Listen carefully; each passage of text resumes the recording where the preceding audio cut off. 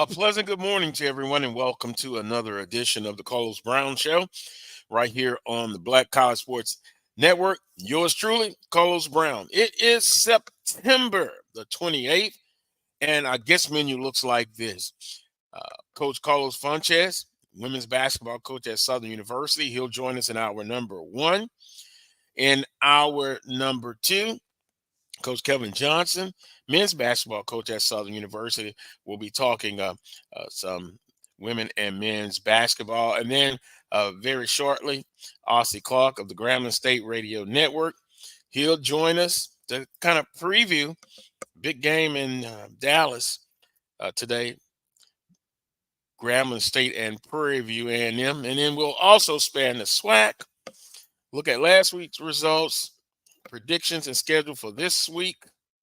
But here's what's trending on the Coles Brown Show. Southern University, boy, they come from behind and defeat Prairie View A&M. And some would have said a very important game, a must-win, but they get it done in overtime, 31-24. Also, we'll finally get a chance to look at SWAC women's and men's basketball predicted order of finish. And then also, because of this hurricane this past week, FAMU and Alabama A&M will move their football game to November 29th. That's what's trending. Now let's introduce the panel as they come in one by one. Coach Vann Pettaway, Morning. Charles Edmond. Good morning, guys. Good morning. Good morning. Happy Saturday. Happy Saturday. And what's trending, and we'll get right into it. Southern defeated Prairie View A&M 31-24, but based on some of the conversation this past week, it's like Southern got it done. They came from behind. They overcame a plethora of penalties made by Southern University and Prairie View A&M. They get it done in overtime, 31-24. Another slow start offensively. And here's what I mean, guys. Their first series, they drove down the field and they had an opportunity to score a touchdown, but they come up with a field goal in what I call the man zone. Most of you may call it the red zone. And then afterwards, it was kind of inconsistent play offensively. Of note, I said last week that there would be some changes in offensive line. Juan Gonzalez and Chris Garcia, they made the start. 191 yards rushing for Southern University, and that had kind of been a weak spot coming into this ball game. They were able to get 189 yards passing. And so they come from behind. They get it done. Is there more things to work on? Absolutely. For the Jaguar football team. The unsportsmanlike penalties, personal fouls, you got to clean that up. And Coach Graves states that, hey, he's the head coach, he's the CEO. It's on him to get it done.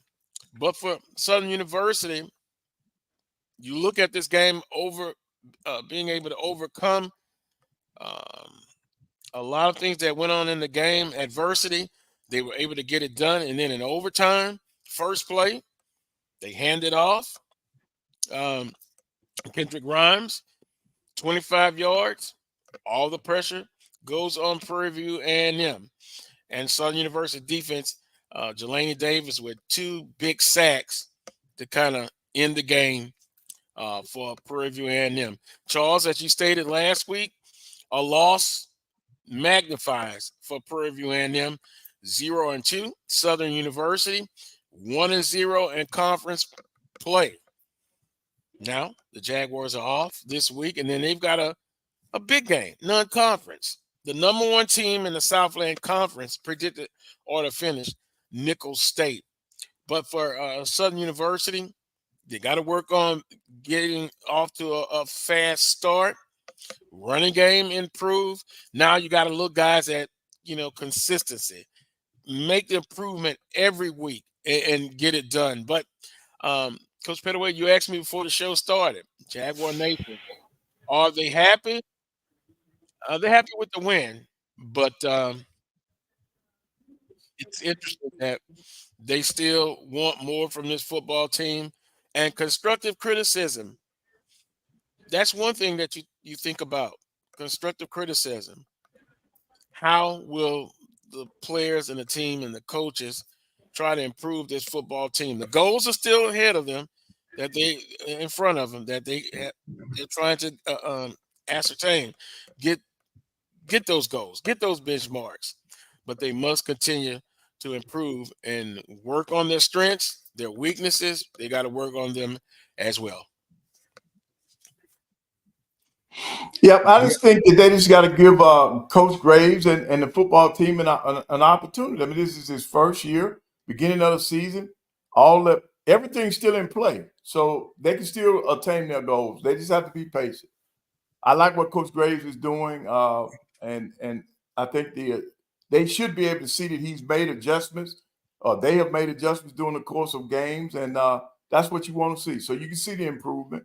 And all they'll do is just build off of the win over Prairie View and move forward. Charles? Coach Pettaway, you would appreciate this. The late Davy Whitney always said there's no such thing as a bad win. Thank you. He said it. He said it. And, hey, a win is a win. You'll take it. It wasn't pretty. I was following the game all along, and for Southern to force it in overtime and win it in overtime, I think that says a lot about the Jaguars. And as that game was unfolding, it kind of reminded me of the Alcorn game 2 years ago with Prairie View on a Friday night, a game that knocked the Panthers out of an opportunity to win the division. Panthers had that game in their sights. Alcorn comes back and scores late in the fourth quarter. Then they win it in overtime, kind of in a similar fashion where our defense had to step up. So it was a good win. Good time for a bye week.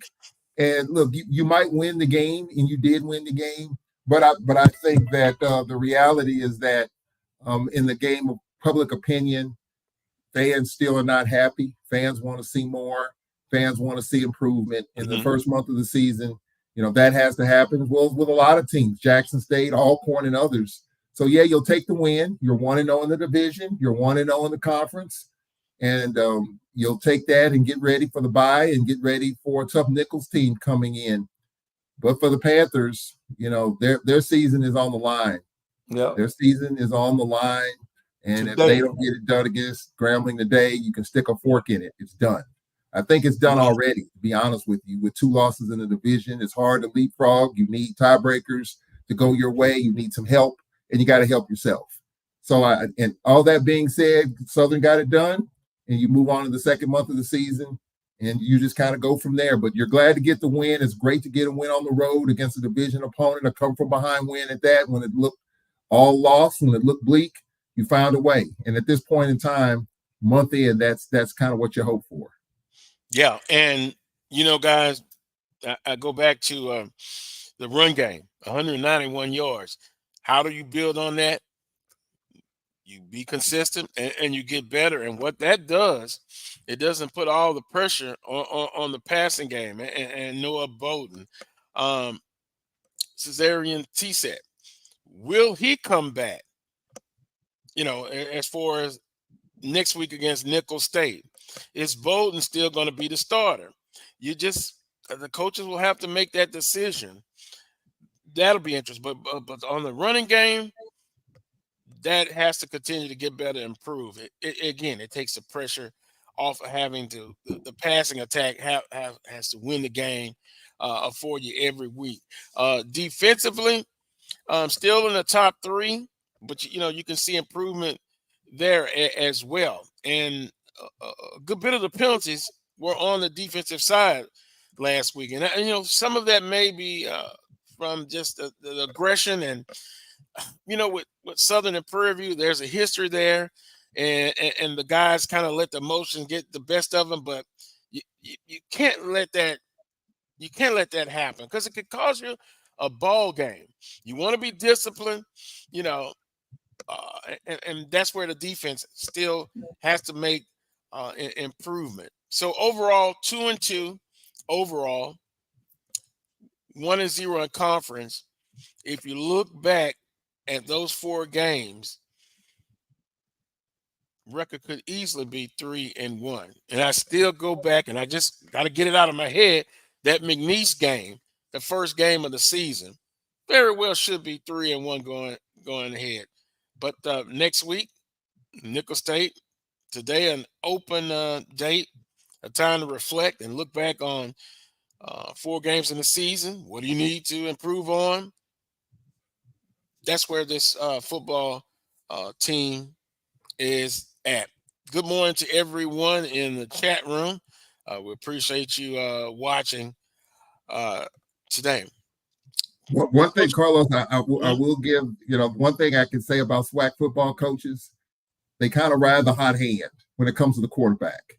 So who's the hot hand right now? You asked the question, who will be the starting quarterback? Who's the one that got you the victory against Prairie View? Well, I can look at that. That would be Bowden. But then I also asked the question, do you lose your job to an injury? I mean, I understand the hot hand. Yeah. And again, that'll be the decision that the coaches have to make.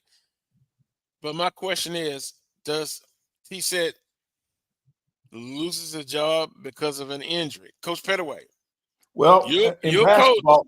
Yeah. Well, now, to me now, you don't lose your job if you get hurt.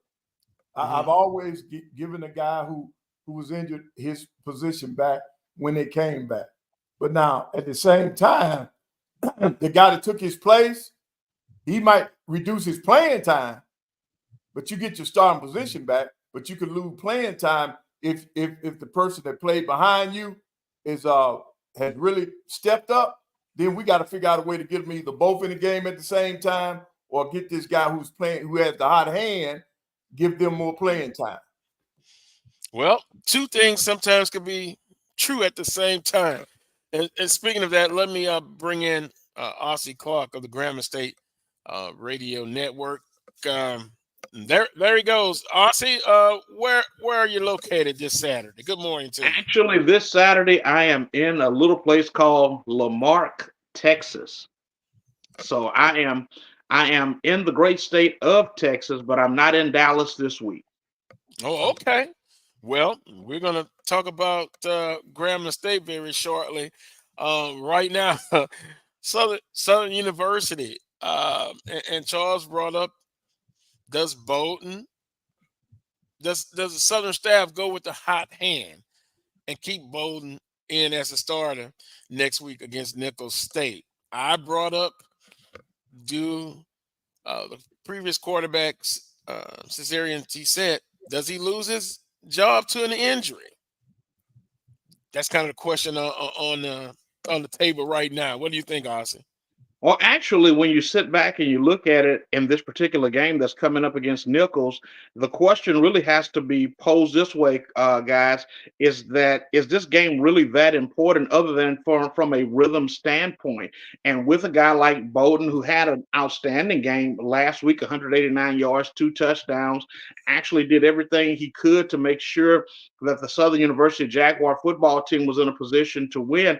I don't see at this particular point how he loses the opportunity to start this game against Nicholls, because it's a non-conference game and it's not going to hurt anything at this particular point.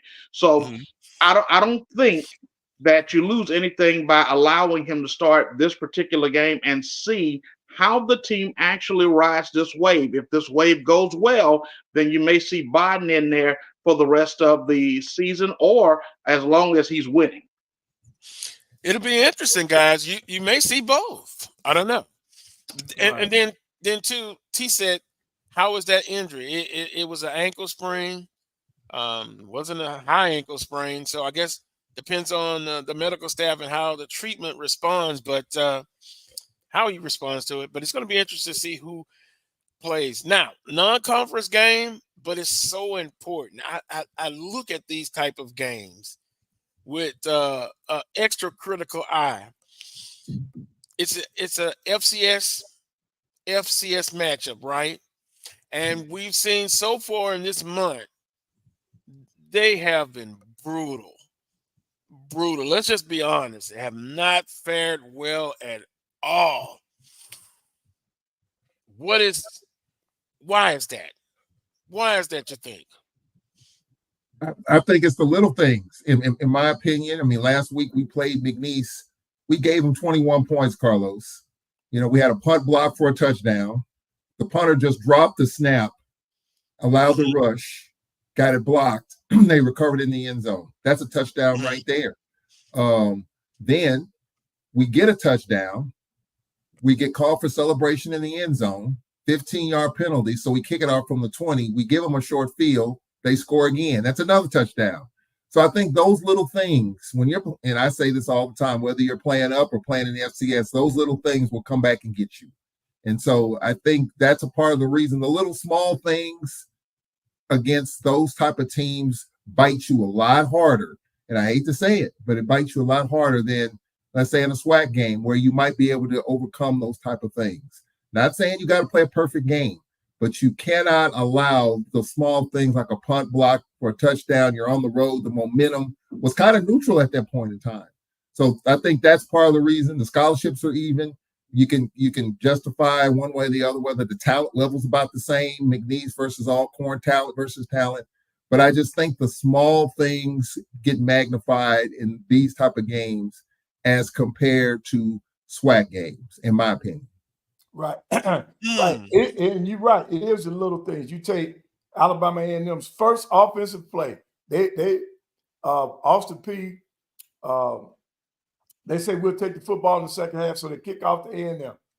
First offensive play went for almost a pick six. They stopped the guy on the 3-yard line. First pass of the game, they pick it off, they run it down, they run it back, and we tackle them on the 3. Well, we did hold them to that, but it was all downhill after that. And it's just the little things. And Austin P, once they put the pedal down, they never picked the pedal up. They put the pedal to the metal. They put it to you. And that's FCS. Yep.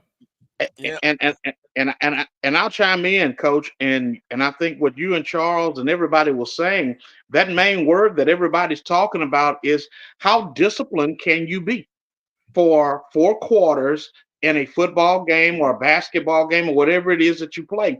Those little things that you talk about are big components when you talk about playing the game. And so how disciplined can you actually be? And I think the other part of it is that we take into consideration for these FCS football contests that we're playing in or basketball games, it's not necessarily just a lack of discipline, but also how do the guys have mental preparation to get themselves up and prepared to play in these types of football games and or sporting events. And so discipline along with mental preparation, I think, are the two primary focuses that need to change if we're going to see results. Carlos, I was at Valley. I'm here in Greenwood getting ready for the Valley game. I just left the stadium not too long ago, new field turf and video board. Valley had a walkthrough on their field. And when I tell you, now I don't know what their walkthrough was, the Nicholls State game and others, but I can tell you just based on their walkthrough, watching it from the press box, those guys, the mental preparation, they're ready to go. It's their first home game. It's their second biggest rival in Alcorn.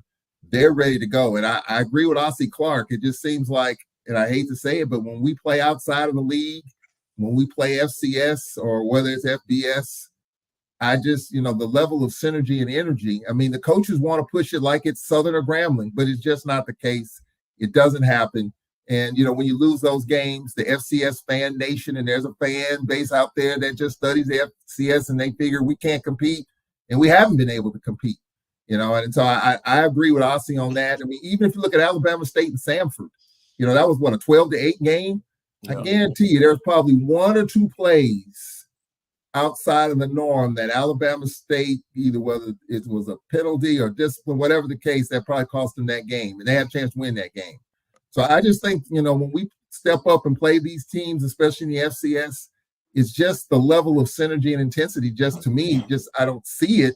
I know we want to win these games, but you just don't see it as compared to some of the SWAC games. And boy, here again, we're talking about 5-6 years later. And if And if I'm hearing you guys correctly, you're saying, is it the energy is not there?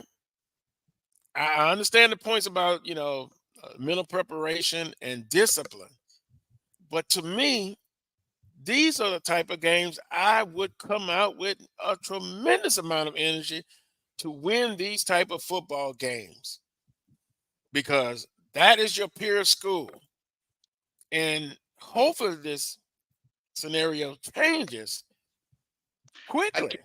Can I Because, jump in real Can I yeah, jump in real quick, Carlos? mhm, And let me say this. I think that we're speaking from a generation of people mhm, who look forward to playing games like this. This current generation of student athletes, they don't look mhm. at it the same way that we do. They don't even feel the same way that we do when we play games of this magnitude. So some of the problems that you're facing is, how does this current generation look at the game that they're playing, or the teams that they're playing right now? And I don't think that from their perspective, they see it the same way that we do.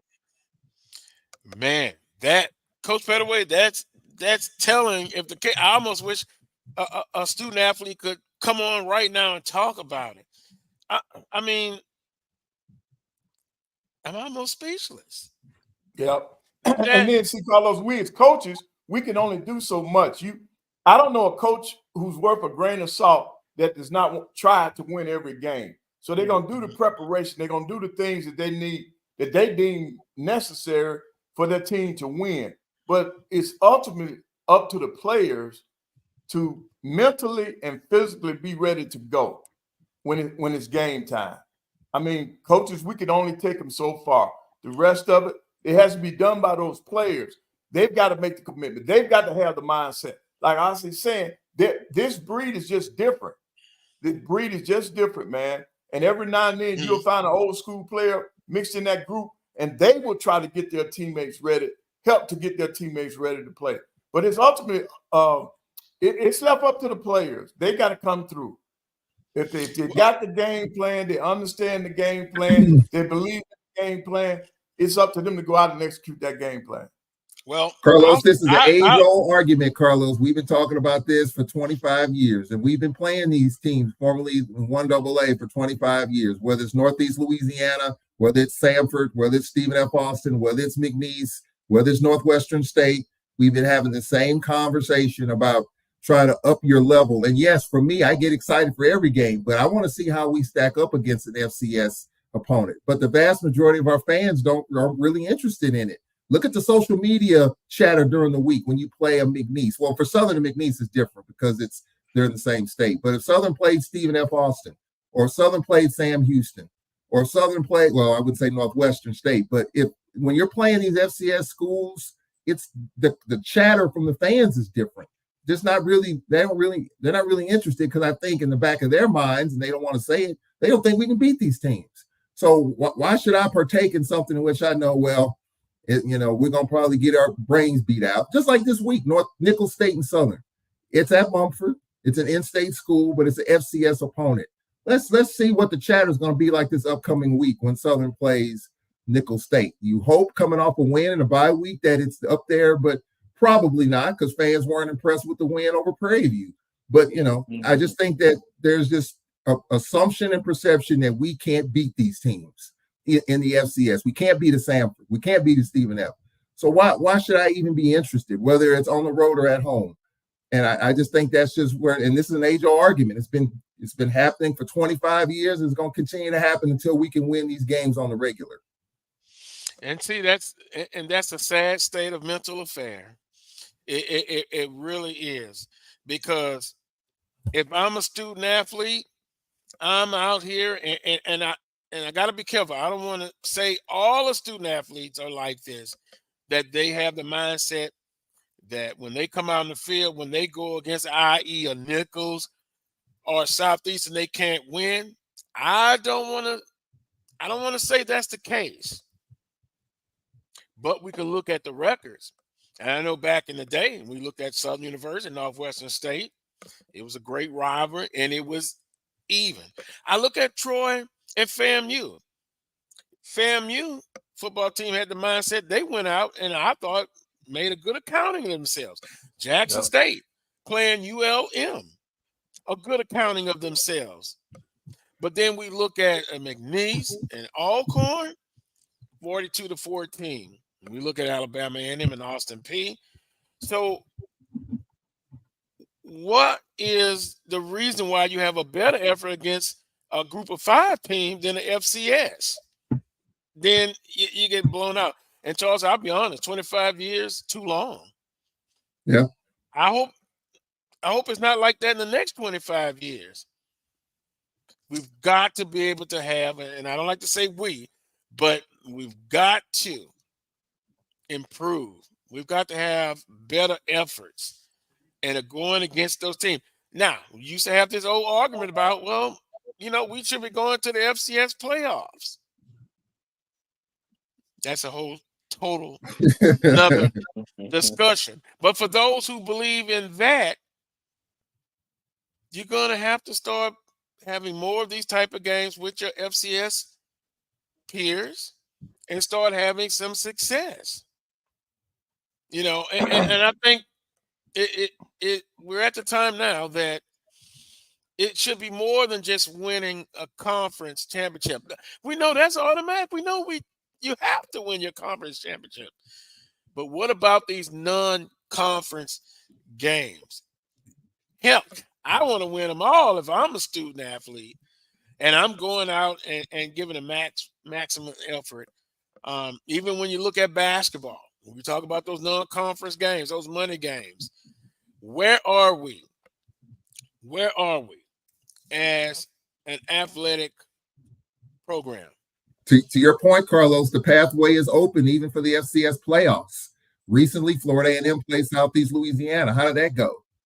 And Florida A&M was pretty doggone good. I mean, and now you can go to the FCS playoffs with some combinations that can work in the SWAC's favor, where you can get a playoff bid. Whereas 25 years ago, that wasn't the case. I was a part of 2 of them in 92 and 94, Alcorn in Northeast Louisiana and Alcorn in Youngstown State. But we haven't seen that much since, and we haven't had success.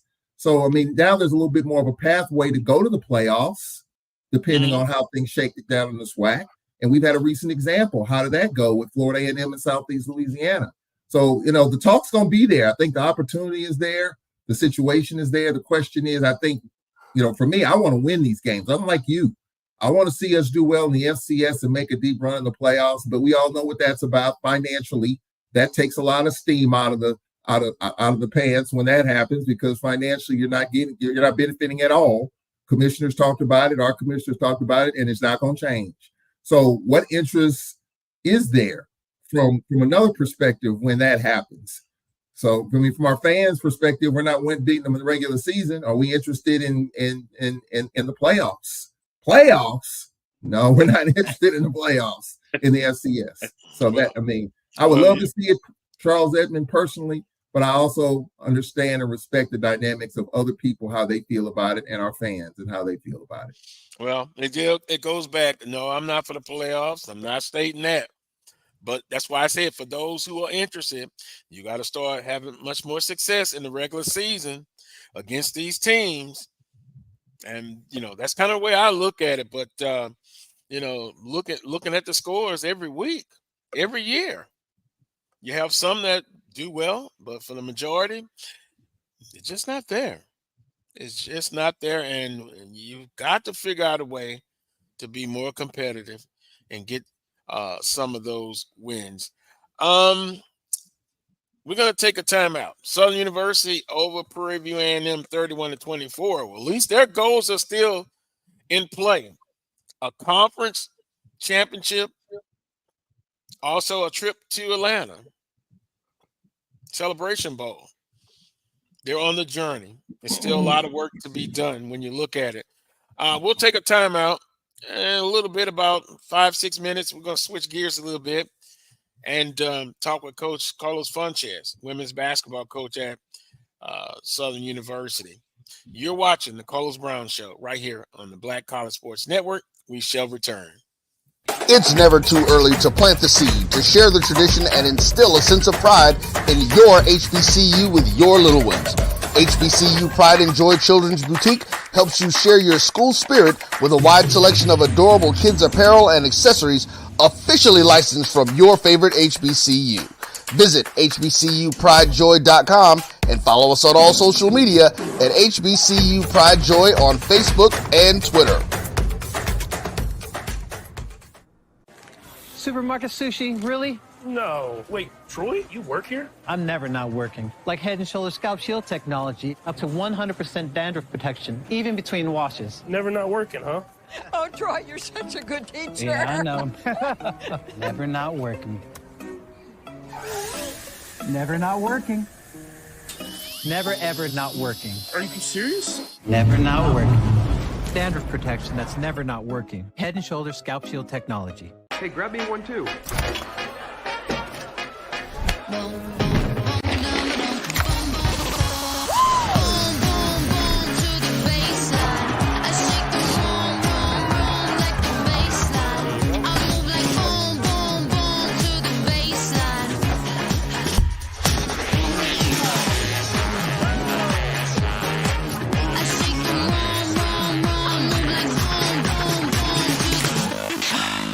Charmin Ultra Soft has so much cushiony softness, it's hard for your family to remember. They can use less. Sweet pillows of softness. This is soft. Holy Charmin. Oh, excuse me. Roll it back, everybody. Sorry. Charmin Ultra Soft is so cushiony soft, you'll want more. But it's so absorbent, you can use less. So it's always worth it. Now, what did we learn about using less? You gotta roll it back, everybody. We all go. Why not enjoy the go with Charmin? This is the Dean of the College of HBCU Sports, Kenyatta Cavill of Dr. Cavill's Inside the HBCU Sports Lab with Mike Washington and Charles Bishop. Come mix it up in the lab where the course lecture is in session every Tuesday from 6 o'clock p.m. Central Standard Time on Facebook Live, YouTube Spreaker, or the BCSN app. As we discuss all things about the HBCU sports culture, including exploring the week that was in the sporting HBCU diaspora, as well as the upcoming week of HBCU sports. With me, the Dean, the College of HBCU Sports, on Dr. Cavill's Inside the HBCU Sports Lab with Mike Washington and Charles Bishop. Course lecture dismissed.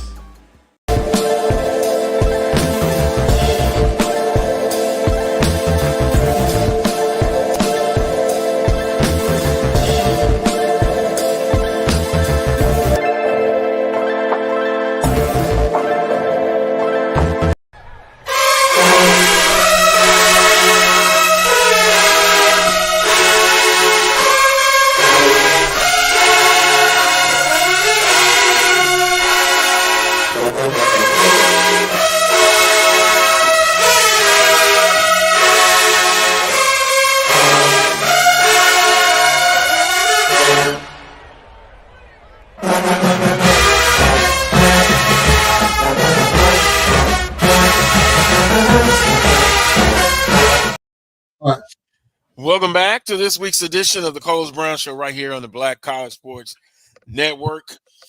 If you're just tuning in, just watching, we were kind of having an interesting discussion about how, and I pose it in the chat room, how do we become more successful against our FCS opponents?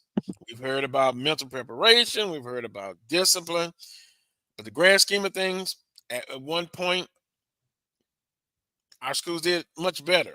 But right now, they have not. Ossie, you brought up about mental preparation and discipline. Where do you see it in the next few years? Do we have a chance to be more successful? Actually, I think that we do have a chance to become more successful, but what it's going to really amount to, Carlos, is something very simple that a lot of people don't like to talk about, and especially on our end of the sports spectrum, is can we afford to pay the athletes to come in and actually be a part of the program? You're seeing situations right now, even at UNLV, where there's a young man at UNLV that's saying, hey, you made a promise to me. You have not fulfilled your promise, and I'm not going to play. I'm a redshirt this year. So until our monies can match exactly what we're looking for from our programs, the answer to that question is probably not. Not to say that there are not great athletes out there that we can't recruit or we shouldn't recruit, but unless you can offer them the same type of compensation packages that are out there right now, it is going to be still a pretty good ways away before we can actually say that we're ultra competitive with other FCS teams. I don't know. Our FCS brethren, our peers, are offering, and I think you're talking about NIL money. Yes, Is that, and that's what you're saying, let me, Ossie? yeah, yes, I'm saying NIL monies. Or watch this. Can you hear me, Carlos? Yeah. Okay.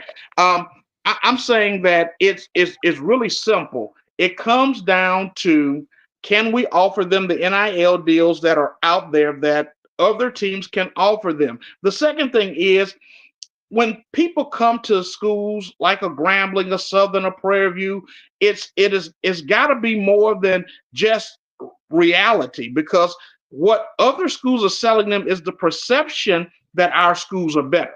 Not that they necessarily are, but they're selling them that the perception is actually better. So yes, the NIL monies definitely need to be in place if we want to see our program start to move up in the world, not to be one that use rap music all the time. But if we want to move up in the world like elevators, we better match the money to what we're talking about.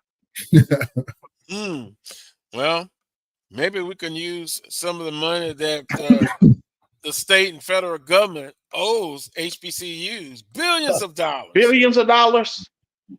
Maybe we can. Well, yeah, maybe we can use some of that money to do the right thing. Dr. Kabir says true. Investing more. Prairie View A&M and TSU lost a quarterback to McNeese for $40,000. And that is chump change if you compare it to FBS. That is nothing for us. And you can't compare it, Charles. Right. To Yeah. FBS now. You can't. I mean, 40,000 is wonderful for us, for at our level, at the FCS level. But and that's what we're talking about. I think the question was posed. What I think should happen, and it's so simplistic. It's probably complicated. You treat it just like you treat a SWAC opponent. I mean, but it's easier said than done. I've been at practices where the week of Southern, the week of Grambling, the week of Jackson, players flying around, bouncing around, dancing, just intense. But then when you play the Stephen F's, the Sam Houstons, and that is truly sad. That is truly sad. It is a different vibe. It's not. I'm not saying they're not excited, but it's a different vibe, and therefore you kind of get that. And it's unfortunate. I mean, and I'm not saying it's a bad thing, but this is just where things are. And until we can start winning some of these games, and we're going to be playing these games too, Carlos. I mean, let's just call that what it is too. I mean, I think personally, these FBS games that we've been getting, I think once the playoffs get expanded and all that, I don't know if these games are going to be as readily available as what you're seeing. Grambling and Ohio State for $1 million. That you're not going to see that. But I'm just saying, in terms of playing a USM, an Ole Miss, a Mississippi State, because especially in the SEC, because of what's at stake, I don't know if you're going to see those games in 28, 29, 30, because these contracts are already set for the next few years. I don't know if you're going to see these games. You might go out west because now the Pac-12 and the Mountain West are kind of revamping. You might be able to get some of those games for $300,000. But as far as games in our region, I don't know if you're going to get it in the next 5 or 6 years just because of what's at stake. So get the FCS games, get the 2-for-1s and get a little guarantee, or play home and home in which there's no guarantee. So I think that, it just depends on the mindset of the ADs and administrations. Wait a minute, FCS 2-for-1, you mean? 2-for-1 or FBS? Yeah, I mean, there are deals out there to be had in which you play 2-for-1, meaning you play at their place twice, they'll come to you once, and you'll get a little bit of a guarantee. I've read about 3-for-1 deals in some cases. Wait a minute, Charles. You're talking about FCS games or FCS games. I'm saying FCS. Oh, shame on somebody who does that 2-for-1, Charles. Yep. FCS. Oh no. Number one, you get a little bit of a guarantee, number one. But number two, you get a home game with that team. And that's a part of your guarantee. You hope you pack your stadium, which you're not. You're probably not. But hey. And then you go back to them for no. I wouldn't do it. I wouldn't do it, Ossie and Coach Pettaway. I'm sorry. No. I wouldn't either. I'm like, for us, here in Alabama, we used to have a series with Jackson State in North Alabama. And when we went to them, they would always have their largest crowds of the year. But when they come to us, some of the times they didn't even use all their comp tickets. So the return coming to our place, we didn't benefit from it financially. But our fans would travel to Jacksonville. Our fans would travel down to Florence and North Alabama. And when you look at their record books in terms of attendance, A&M is going to be the number one or number two in terms of attendance at their places. But we don't. It's not reciprocated, and that's why the coaches stopped playing in football. Yeah, home and home. Who? Right. Who's soliciting these games? AD, I guess. I don't think there's plentiful anymore, but I know back in the day it did exist. So I do know that for a fact of talking to our ADs at the time. They did exist. And you get a little bit of a guarantee, number one. And number two, you hope that you fill up your stadium to where you make money off of that. So it's a little bit of both flavors there. But if you don't fill up your stadium, which, come on, let's be honest, we don't do that when we play out of conference. I mean, what kind of crowd you think is going to be at Mumford with Nicholls State rolls in there next week? If they're undefeated, or they're 3-1, it'll be a much better crowd. But I guess I don't see the benefit of going to Nicholls State twice and then they come into Southern once. No, sir. I wouldn't be in favor of that. My brand is much better than yours as far as attendance wise. But I still say, and we've got to get to Coach Funchess, you win these games. It's how fun. I got to go back in the past. But when Southern's beaten Northwestern State the first 4 years, didn't matter if they brought anybody to Mumford or not, because Southern went and won the first 4 games, quote unquote, against those type of teams, and they had success. Then you don't worry about how many people is going to come. Your people are going to pack the stadium. But anyway, I'll put it right there. Are we ready for Coach Funchess? Women's basketball coach at there he is, Southern University. Coach Funchess. Hey, good morning. I guess it's still morning. How you all doing? We're doing all right. It always seems you come on the show when we always have a interesting hot topic. So I'll put a button there. Southern University women's basketball team, predicted order of finish. You guys just had media day with the conference. What were your thoughts on your predicted order of finish and the other teams and how everyone got picked? Well, Carlos, probably like Coach Pettaway, I don't put a lot of stock into preseason predictions or anything like that. Yeah. You know, it's all about going out and trying to get better each and every week. So, you know, that's our main focus.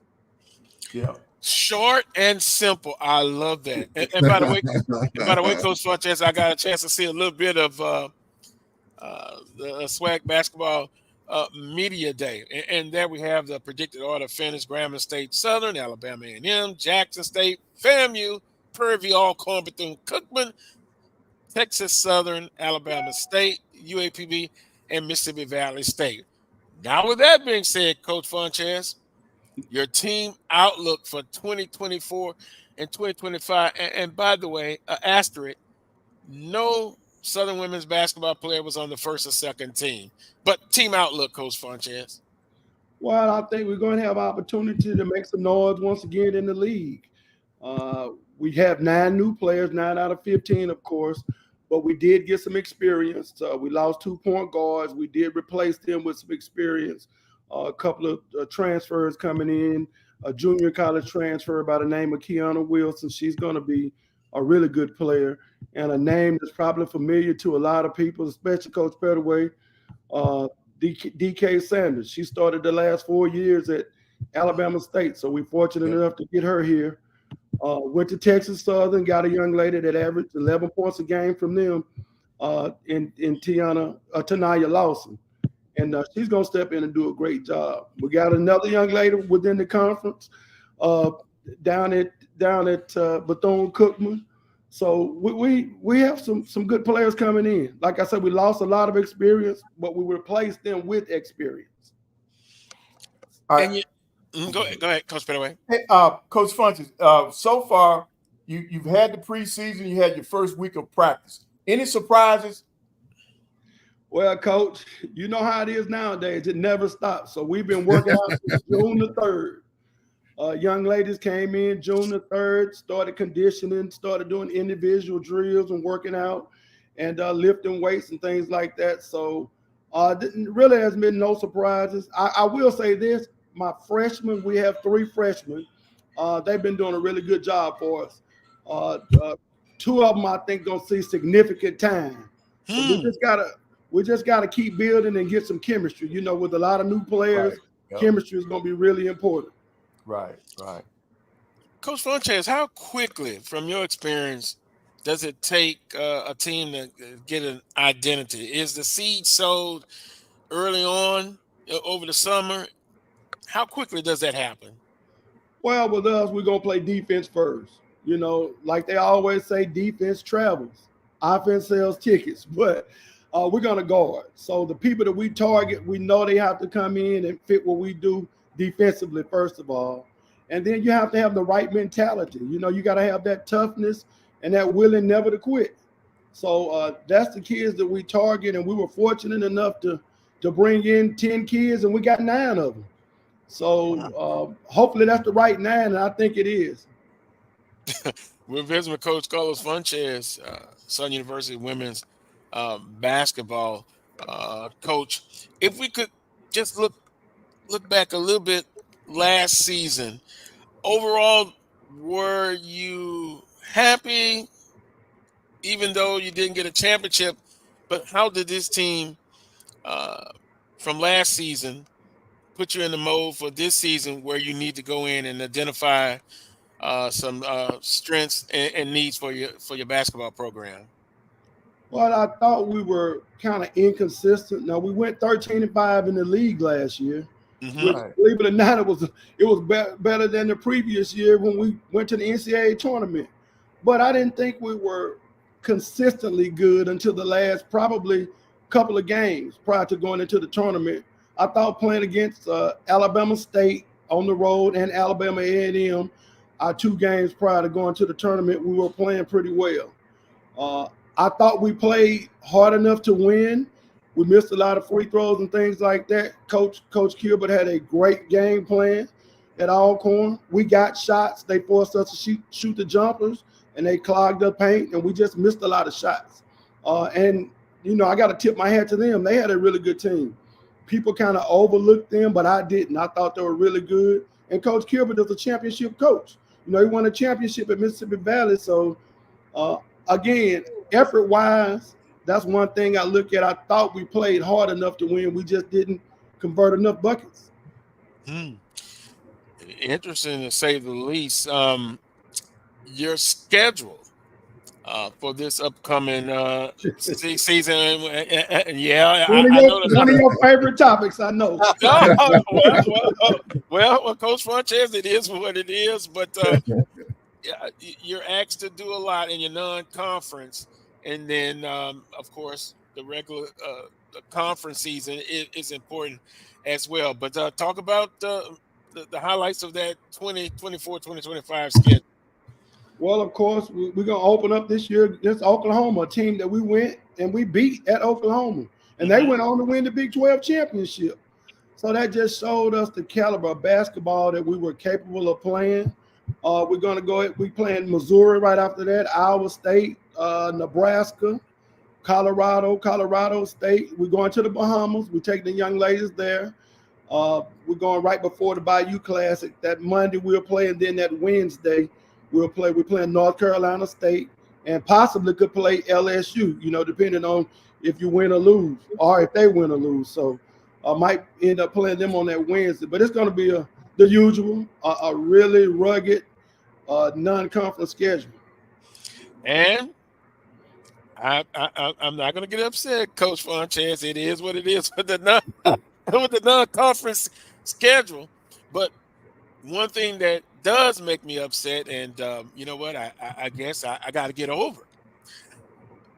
Conference slate, the opening 2 games, it's still the Texas two-step, right? Right. It's a little different this year. Yeah. Would there ever be a chance that you can kind of mix it up and start off with 2 other opponents, or it's etched in stone? This is the way it'll continue to be. Well, I think this schedule is computer generated. Now, of course, this year we'll be playing a standalone game on Thursdays. The women will play on Thursdays. We'll have doubleheaders on Saturday, and then the men will play a single game on Mondays. So that's going to kind of switch it up. This year, we're going to Mississippi Valley for the first time. We usually go to Pine Bluff and then go to Valley. I've been here. This is my 20th year, and we'll be going to Valley for the first time since I've been here. So we're going to them first, and then on to Pine Bluff. So that's going to be a little bit of a change, and trying to get used to that. But I think eventually we're going to get the schedule kind of mixed up a little bit. They kind of doing it now in the back half, so it has changed up some. So with this Thursday, Saturday, Monday schedule, we're going to have some changes for sure. Coach Pettaway, I feel a little bit better. Coach Funchess has made me feel a little bit better. Yeah. just kind of break it up. Let's mix it up a little bit. But yeah. And now, Coach, I enjoy watching your teams over the years because you all really compete hard. Have you seen that intensity that you're going to be looking for on that defensive end? Because normally your defenses have really traveled, and at home, man, you all are just tenacious, man. So have you seen that drive? I mean, I know it's early in the year, but with this group, do you see yourself being one of the better defensive teams? I do, and to be honest with you, they self-motivated. Even the young ladies that transferred in starting this summer, I think we have a good group of young ladies that's winners. We don't have to push and poke and prod to get them to go hard in practice. They're going to come out each and every day, not just on the court, but also in the weight room. They're going to hold themselves accountable, and they're going to battle. And that's one of the things that, I love about the squad already. Okay, good. Well, Coach, I got a question for you. You talked about this Thursday, Saturday slate. What do you think about that? And talk about how that evolved. I mean, I understand that there are some coaches that wanted, and with the women's game being what it is at the other levels, some SWAC coaches wanted kind of the same thing by the women having their own day, which is a Thursday.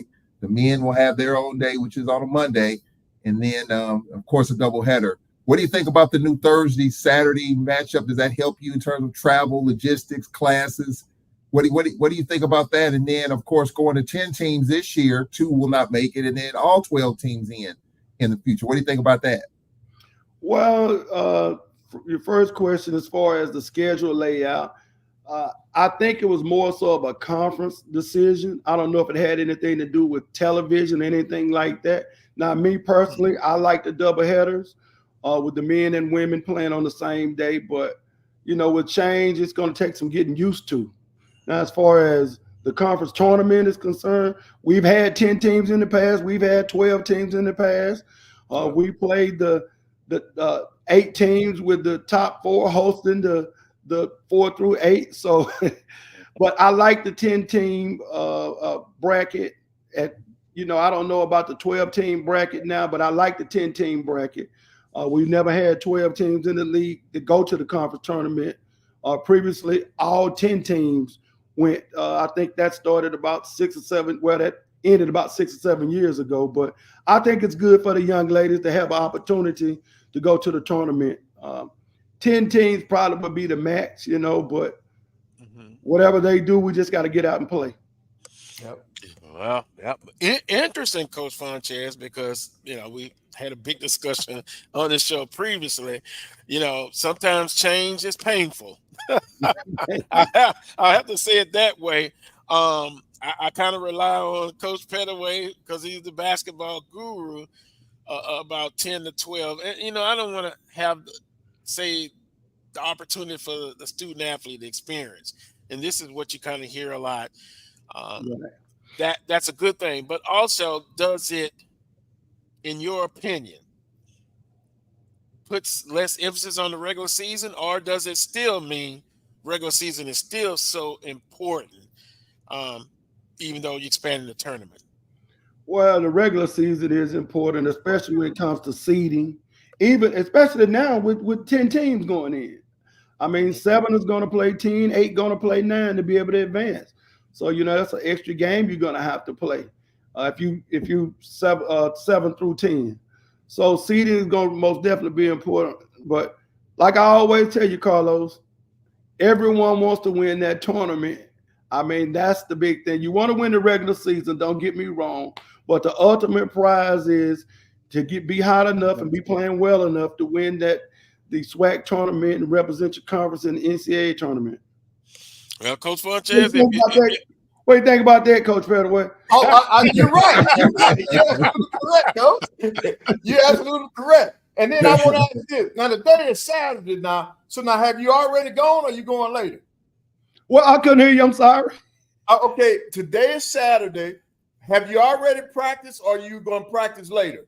I'm not practicing. I'm giving them off today. We'll go tomorrow. So we'll be I got you. I got 6 days a week.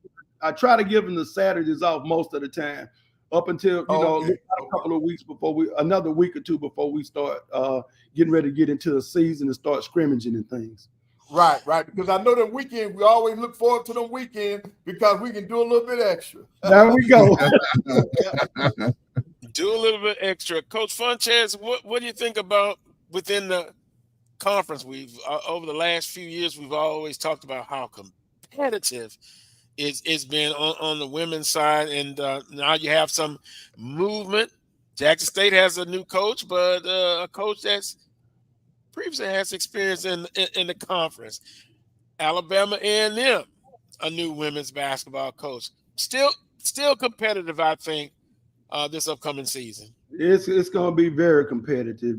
Since the transfer portal, that made it a lot easier for teams to get experienced players in, and that has really changed the landscape of women's basketball, not just within the conference, but throughout the country. And we had, I think, 3 or 4 teams that had Power 5 wins last year, including us with Oklahoma. I think Jackson beat St. John's. Pine Bluff went to the University of Arkansas and beat them. Grambling had a big win. I can't remember who it was against, but that just shows you the change of the landscape of women's basketball. And once again, it's going to be competitive. It's not going to be any games you go into knowing you're going to win. You got to go out and battle each and every night. Well said. The mentality in basketball. Hey, you've got to play a very tough non-conference schedule. Then you're expected to do well in your conference. And it's all about getting better every day, every practice, Coach Funchess. We appreciate your time and in our closing. Anything you would like to say to the Jaguar Nation and the basketball nation? Well, I mean, we're going to have some quality players and some quality young ladies that's going to be representing the program. Over the last 6 years, in my tenure, we've had 26 seniors. All 26 have graduated. So awesome. We're looking forward to keeping that legacy going and build on it. That's awesome, Coach. Congratulations on that. And I look forward to seeing you this year, man. I love watching you coach and your teams compete. Thank you, Coach. We appreciate it. And Coach Funchess, when you go to Huntsville, make sure you get the W. Coach Pettaway is a great guy, but you got to in a beautiful arena that Alabama A&M has. So it's going to be an exciting time. But Coach, we appreciate the time and look forward to talking with you again real soon. Thank you, gentlemen. Have a good day. All right, Coach. All right. That was Coach Carlos Funchess. Some good points and questions, Charles, about the Saturday, Monday. Also, he talked about the non-conference schedule. Boy, it's brutal, isn't it? But everyone can relate, Coach Pettaway. Brutal, but in a lot of cases, it's necessary. And Ossie at Grambling State, boy, much expectations in basketball on the women and men's side. Now, when you look at the women's side, Carlos, were you shocked by anything? The only thing I was shocked about that they would pick Alabama A&M so high with this being Coach Thornton's first year.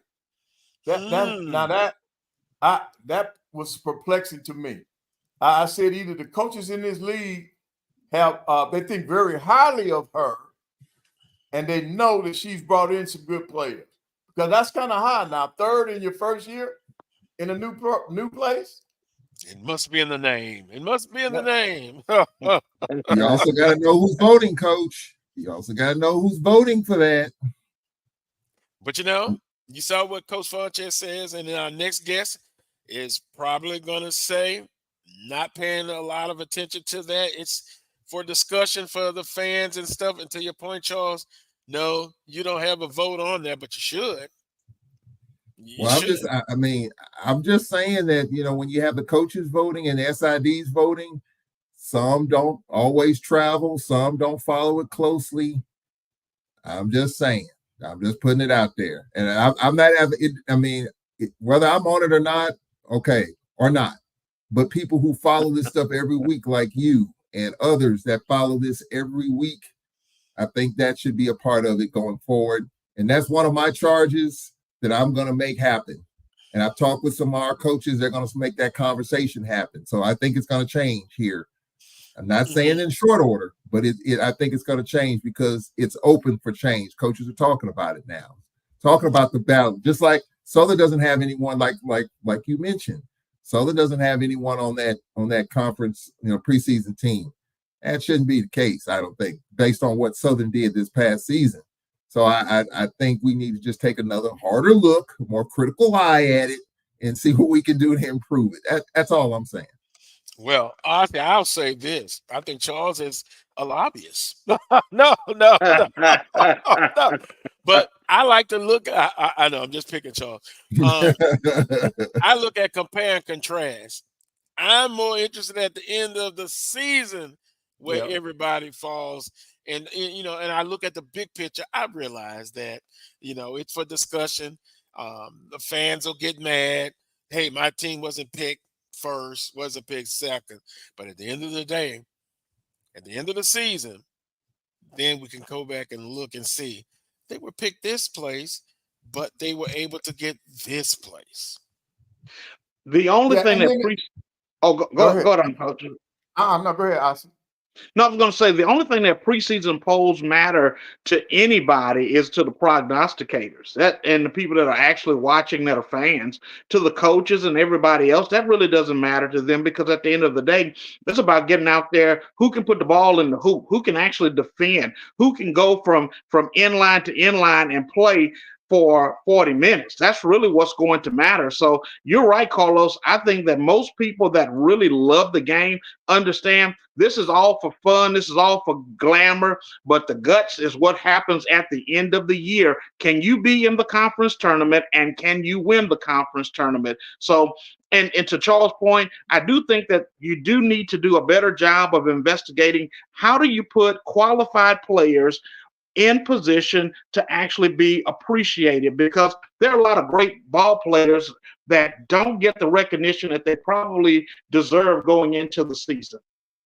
Right. And see, my point is, picking A&M that high, you get the fans in a frenzy. They think that A&M is supposed to be that high, right? So now you're not giving Coach Thornton a fair shot because she's in a new place. So that's what I'm looking at. I'm looking at the fans' perspective. They're going to say, wow, they got us picked third. Now, if she struggles coming out of the gate, it's going to be unfair. And I don't think that's right. And here's the interesting question, Coach. Who in the heck are they? Yeah. Yep. Who the heck are they that decided to make that decision? And again, like you said, for Coach Thornton, that is a very unfair assessment in her first year to make her think or make people believe that they're going to leapfrog into a position that they haven't been in. The only proof that you really have is what they are going to be able to do from November until the end of this season. Let her establish the program first, and then let's see where everything goes from there. But don't come in and put a yoke around her neck and say, go ahead on and drive this thing because we're supposed to be in third place. Give her an opportunity to succeed. Well, absolutely, Isaac. The mentality that is now in sports, no matter if it's in the Southwestern Athletic Conference or it's in the Big Ten, ACC, expectations are always high, sometimes not realistic. But speaking of realistic, Carlos, do we have any next level players?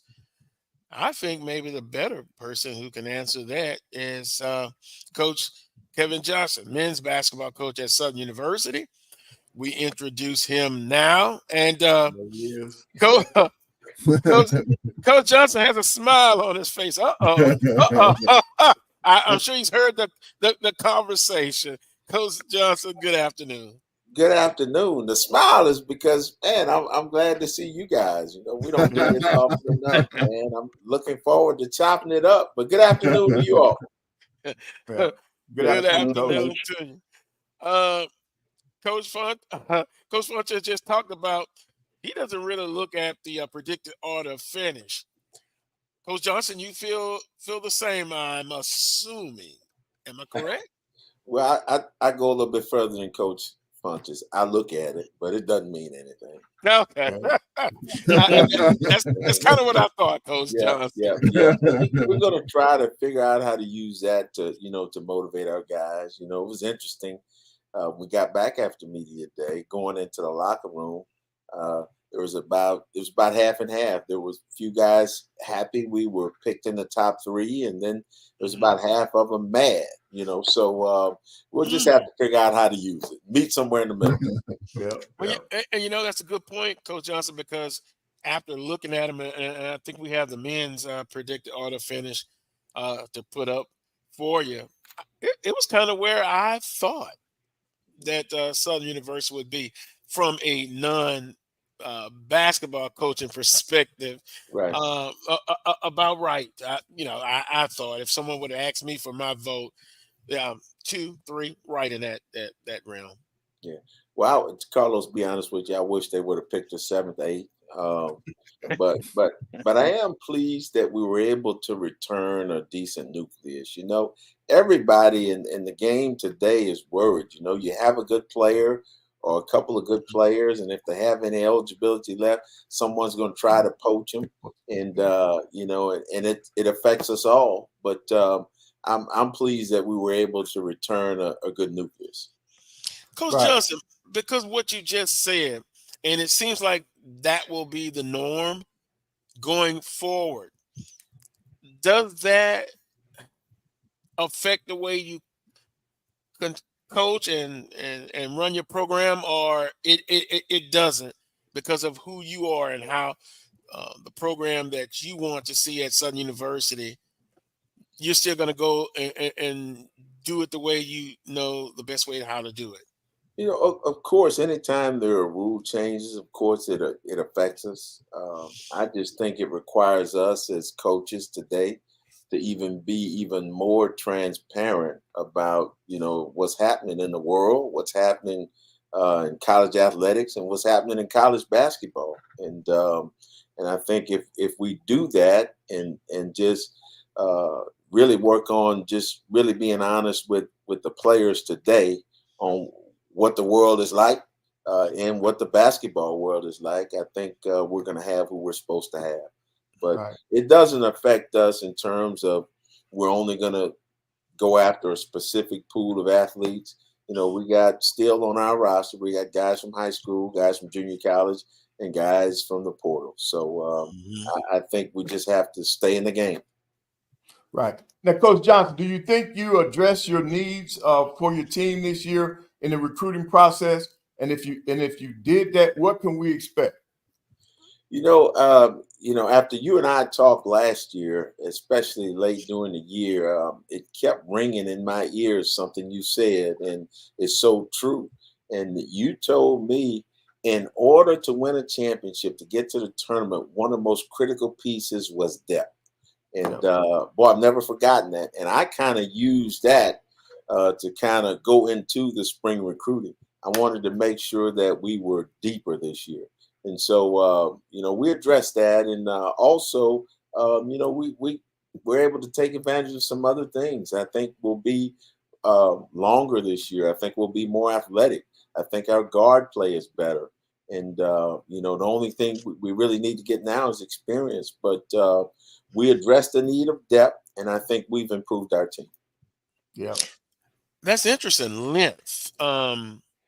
I know the young man, and I think I remember texting you when South Sudan was playing the United States in the Olympics, and you have that type of length on your team. One young man in particular who transferred in. How has he been adjusting to the Southern University basketball men's program? Yeah, well, we have actually two on our roster who are of South Sudanese descent. You guys may remember Delane Moon as a freshman last year. Right. Had a really good freshman year for us at 6'9", and he had a great summer. He's nursing an ankle right now, but hopefully we get him back in practice on Tuesday. And then the young man that we brought in that semester and sat out, Puag Dubois, who is at 6'9" with a 7'1" wingspan, is really a perimeter player. And he's shown flashes that, obviously he's talented, but he's shown flashes that he could be a guy this year, if he's ready. But those two guys give us some length and also athleticism. Now, do you think Demasi, is he at the point now where he's ready to take it to the next level in terms of taking the team to the next level? Are you getting that out of him right now, Coach? Yeah, that's a great question. His role is going to be a little bit different this year. And we've had a lot of conversations this summer. First of all, I'm glad he's back healthy. The last month of the season, he played with two bulging discs in his back and torn ligaments in his thumb. And that just shows how tough a kid he is. He wanted to finish that season, but the last month of the season, he was almost playing one-handed. But we've had a lot of conversations this summer about him being a better leader. I think that's what this group could really benefit, if he's ready to meet that challenge. And there's been some days where he's been fantastic at it. And then there's been some days where, those days where I call needs improvement. And so it's been a work in progress, but his leadership is going to be imperative for this team to take a jump. Okay. We're visiting with Coach Kevin Johnson, men's basketball coach at Southern University. It seems like the time is flying, Coach Johnson. It just seems like yesterday was your first year. And Coach, it seems like you've been at Southern longer than you have. And I must say, a very intriguing person. Before I had you on the first time, looked up your bio and all of those things. How do you feel now with the program? Is it still trending at the perception that you thought it would be at this point? I'm really, really excited where we are. Like I said, it's only been a little bit over a year. And, when I first took this job, I wanted to make sure we were competitive. And I think we did that last year. I think that team was able to accomplish some really cool things in the non-conference and even in the conference. And then so we get a full recruiting class, a solid recruiting class, and we maintain a core. And so now I'm excited about the possibilities. How can we get this thing to the next level? And, it's just a lot of excitement. I love the way this team is working. We have that right culture. And the next step is the chemistry of getting them to play together. That's why the leadership of Demasi is so critical for this year's group. Well, Coach, you brought up Diamasi. You just brought up a name that just sticks in my gut. He hit the winning shot against Alcorn last year at the Whitney Arena. That was a hell of a shot. I mean, and we didn't expect him to take that shot either. We didn't expect him to make that shot. That was a dagger for us when he hit that shot at our place. Well, Charles, I knew you would remember that, but you know, that's the only 3 he made in conference. We could have used a few more. Come on, man, come on. But having said that, he's really been worked on his shot a lot this summer, and he's shooting the ball a little bit better. But I don't want him taking a whole lot of those. Yeah. And Coach and Charles, isn't that a tough place to play at? Whitney Arena, wow, that's a tough place, and that was a great victory, and it was hard fought and it was earned. Yeah, but I want to go on record as saying this. You know, I had no idea until I had gone through a year in this league, but I think every single venue we played at was a great atmosphere and a great environment. And I told the coaches at media day, I said, look, we got something great here that we can sell, man. I mean, there's a lot of other schools I worked at that don't have the environments that we have in this league. And man, that's great for the fans, and and I think we can do even better. I think that's something to build on. But I was pleasantly surprised with that, and we've used it a lot in recruiting. Well, the thing about it, guy Carlos and everybody, is the fact the way the schedule's set up. We go to Southern this year. We go to Grambling this year. It's not like it used to be where we would play at each other's place. This year, Alcorn goes to Southern and Grambling. Southern doesn't come to Alcorn and Grambling this year. It'll be next year. So that's an interesting dynamic in the schedule, just the quirks there. But man, that I think does that make it a little bit more of a challenge, a little bit more intriguing, Coach Johnson, with the way the schedule is set up, especially now that the men are going to have their own day on Monday. You still got the double headers on Saturday. I know it doesn't change anything for the men, but it does add a little extra something to it because you're going to have your own day to play on Monday. Charles, I'm old school. I remember the days, and Coach Peck can remember, where you had to play everybody twice. You go to them, but they had to come to you. And if I had my druthers, it would be that way. But with the size of the leagues today, it's virtually impossible to do that. So, I'm glad I'm not the scheduler, but whatever they throw at us, we got to be prepared to do it. But having said that, I get a chance to go to Pine Bluff this year. I've never been in my life, and get a chance to go to Valley. And so, I'm hearing all the stories on playing on the road at those 2 places. So we got to make sure we're ready for whoever. Right. Oh boy, yeah, that's a uniqueness that you can develop and sell. It's some tough places. Right. Boy, I'm thinking about the old Elmore Gymnasium, Alabama, and them. Oh my goodness, that place! Yeah. I mean, I had to take Mama Jaguar with me to go there. And that's a tough place, intimidating. Yeah. Well, Coach Johnson, I just want to commend you, man. I enjoy watching your teams play, watching the in-game adjustments. Everybody, I've been in this business a long time now. Everybody can't make that shift now like you're doing it. Now, I just want to commend you, man, and keep up the good work, Coach, because we need more coaches like you in this SWAC.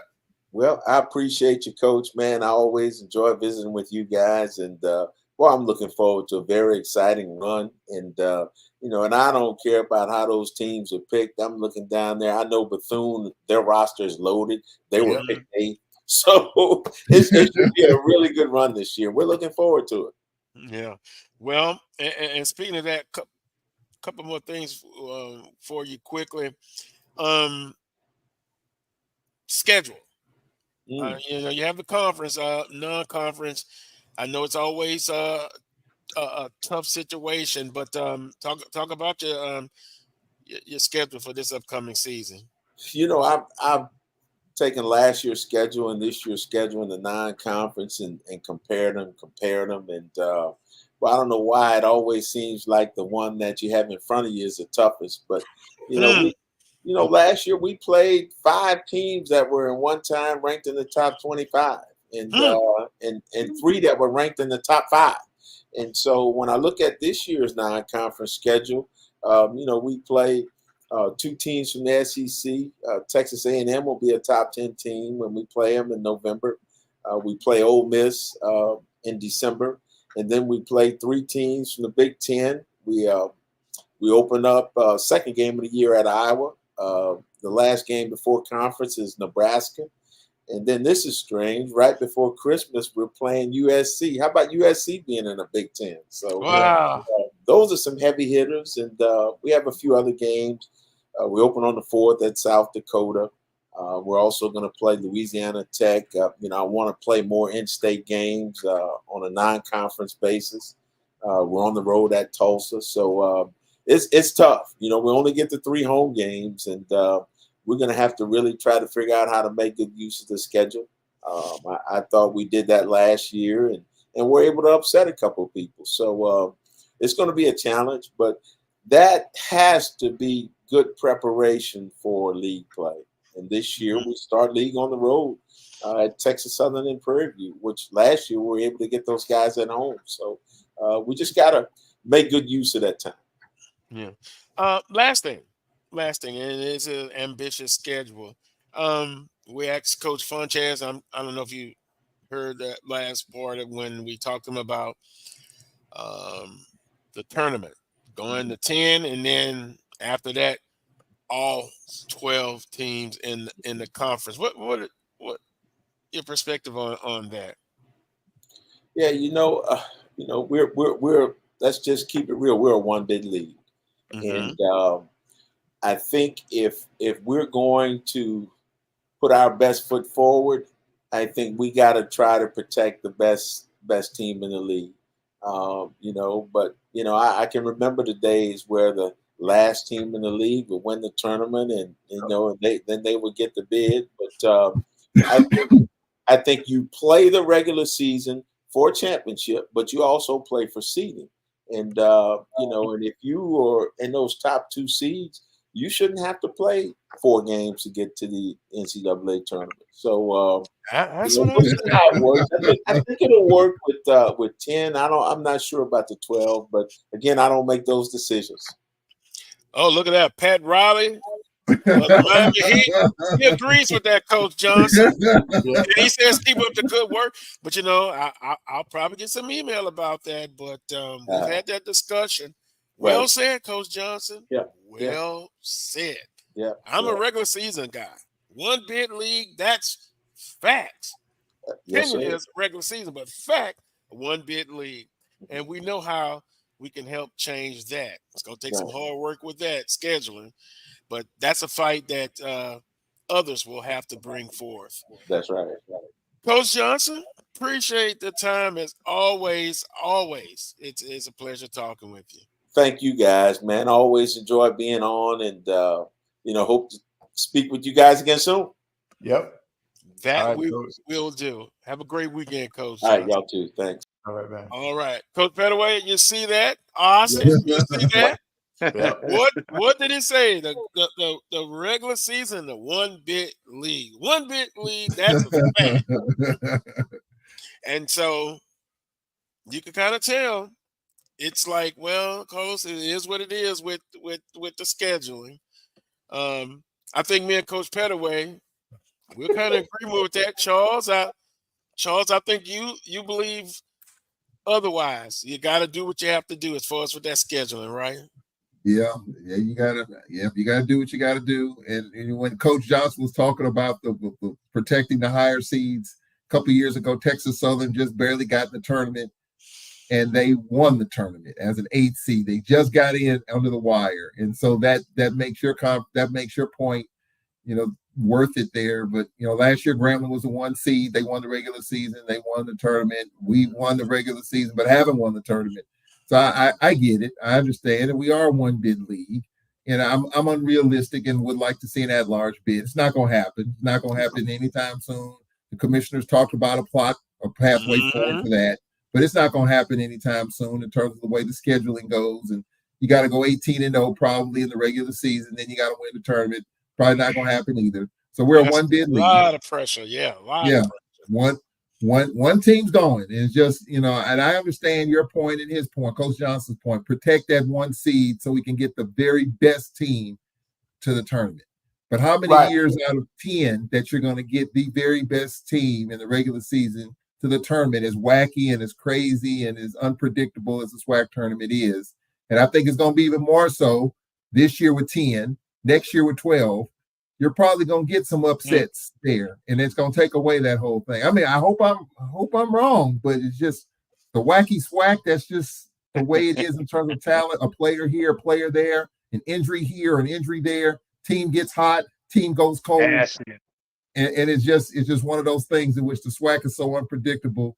You can't just assume that if you go 17-1 in conference that you're going to win the SWAC tournament, because you could have a bad time to have a bad day and it's all over. You go to the NIT, but that's not what you're shooting for. Right. But Charles, don't you see that? Don't you see the double bye coming though? Yeah. I can see the double bye coming to try to help those top two teams. Yeah. I have not seen a bracket now. I need to do more investigation. I got to do more investigating, and I've talked with both of our coaches recently.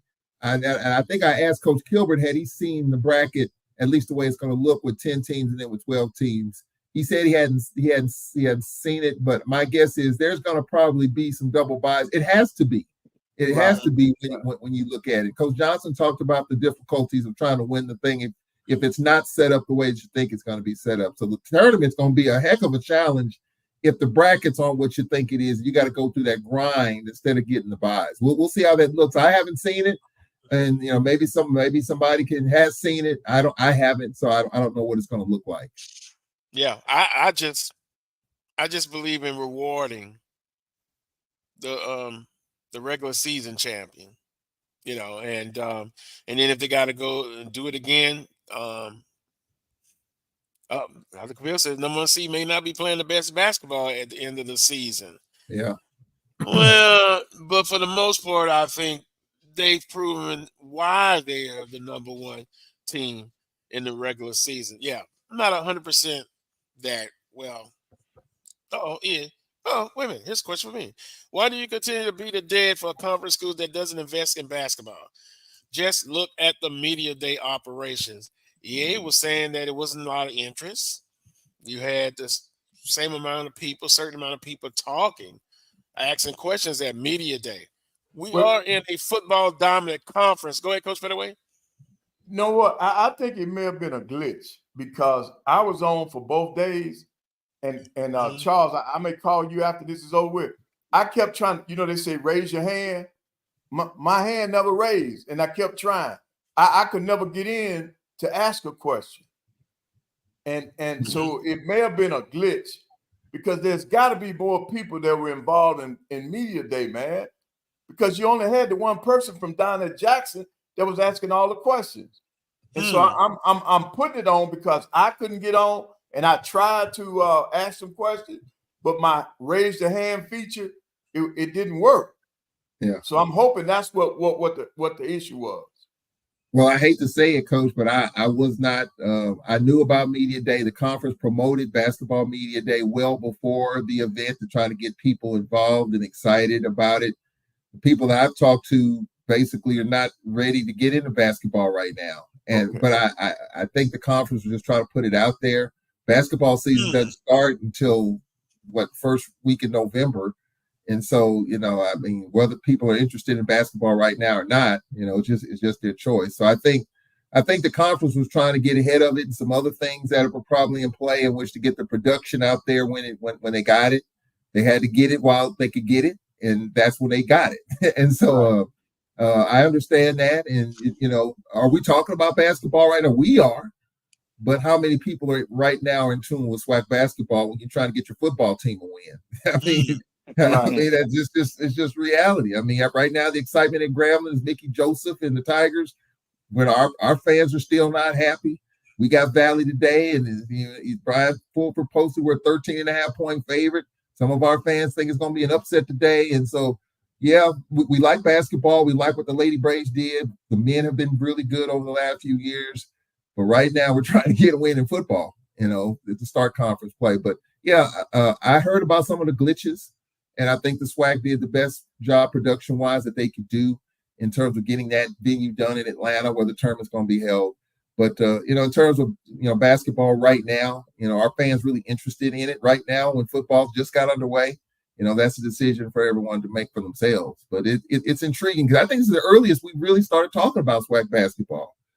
Normally, practice doesn't officially kind of start until October. But they're going through conditioning. They're going through all of that now. So, I guess it's never too early to talk about it because it can be exciting and with the new scheduling and all that. So I don't have a problem with it, but I understand fans who aren't really into it right now because football just started. Right, well, but the first week of practice was this past Tuesday. So where they can have all their teams. So I can see that aspect of it, having it so that the coaches and the players wouldn't have to miss practice. But I just think it might have been some technical difficulties that may have prevented other people from getting on. Oh, but no, in my case, it might have been just me. I couldn't figure out how to. It just wouldn't work for me to ask a question. Yeah. Well, Ossie, I knew Southern University had an open date, and what I've traditionally done in my career, I always try to bring, time permitting, bring in the basketball coaches. During this time, I've been consistent with doing that, and I can only speak for myself. I like a winner. I like winning no matter what the sport is. It could be golf, tiddlywinks, checkers. I like to see Southern University do well. So the interest, I can only speak for myself. I wasn't on a media call. I'm glad Charles and Coach Pettaway brought up that it was perhaps some glitches. But let's just be brutally honest. In the geographical blueprint that we're in, football is king. Yes. And the interest will always be that. That's just the way it is.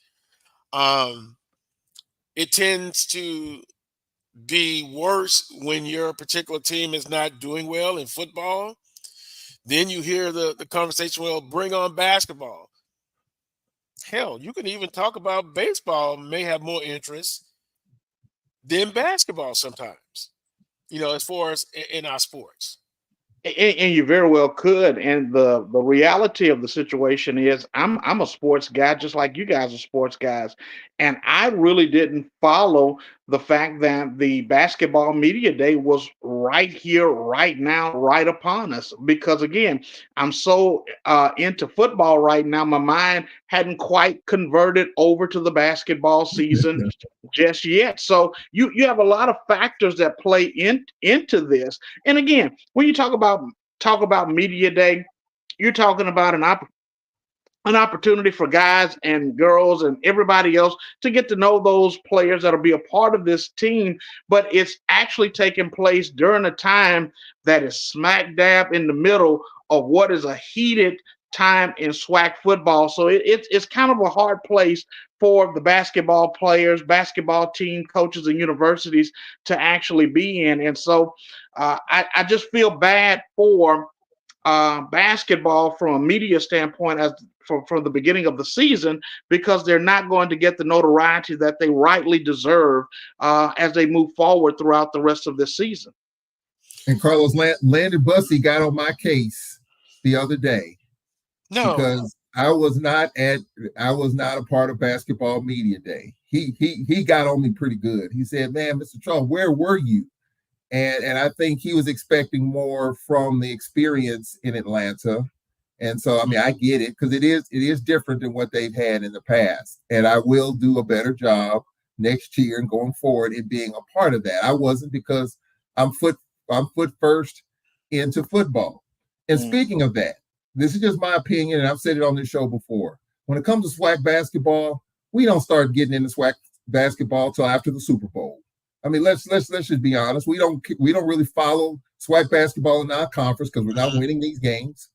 SWAC basketball starts in January. You got the college football playoff. You got the NFL playoffs. You're following that. In February, it's the Super Bowl, the first or second week in February. After the Super Bowl, there's a lull. Then people will start to catch up with SWAC basketball. Well, let's see what's going on in the SWAC. But at that point, you got a month left of the regular season, then the SWAC tournament starts. Mm-hmm. So we're football fanatics. There's nothing wrong with that. But we don't really follow SWAC basketball like that, in my opinion, until sometime in February. By that time, 2/3 of the season has gone by. Unless your team is 12-0 in conference, that'll get some attention. But other than that, folks just don't follow it like that, like they used to. And I think that's just something that, in terms of behavior and attitude, you can't make people do what they don't want to do. You can't make them be interested if they're not. And just for me, we're playing a lot of catch up in February as far as basketball is concerned. Right. And then the other thing, it was a 2-day event. The women went first, and you had more media people for the media day, for the women's media day, than you did for the men. So that was interesting. Well, you know what I'm going to say as we go to a well overdue timeout. Okay. Valid points. But I just think, and maybe I'm in the super minority. You know what I'm going to say, Coach Pettaway? If those teams coming in the conference play 8-4, oh yeah, 7-5, I think people feel a little bit better. But when they're 1-12 and they've been on the road the whole time, and then the first time you see them, in some cases, not all,